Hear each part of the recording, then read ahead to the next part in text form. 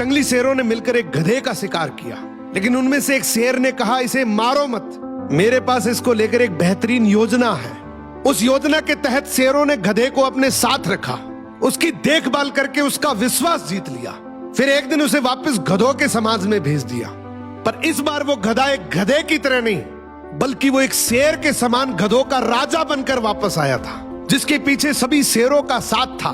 इसलिए बाकी सारे गधे इससे डरने लगे और उसके खिलाफ बोलने से कतराने लगे। अब शेर जब जब उस गधों के झुंड को देखने आते, ये गधा अपने ही समुदाय के गधे को शेरों को खाने के लिए दे देता। ये गधा गधों के बीच तो एक शेर जितना ताकतवर बन गया था, लेकिन शेरों के बीच वो अब भी एक गधा ही था। ये अपने जैसों पर तो राज करता था, लेकिन ये एक ऐसी ताकत से जुड़ा हुआ था जिससे वो बचकर भाग नहीं सकता था।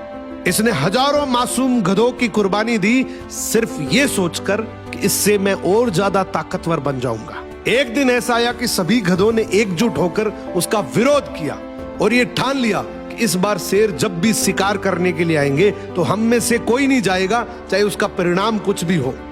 अगले दिन जब शेर आए तो ये गधा अकेला ही खड़ा था, इसके पास कोई दूसरा झुंड नहीं था।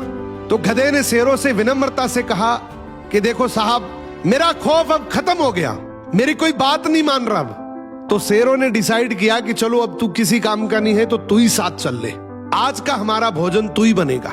इस तरीके से आखिर में इस गधे का भी शिकार हो गया। हर समाज के अंदर एक ऐसा गधा जरूर होता है जो अपने लालच के लिए, अपनी ताकत बढ़ाने के लिए अपने ही समाज को दांव पर लगा देता है।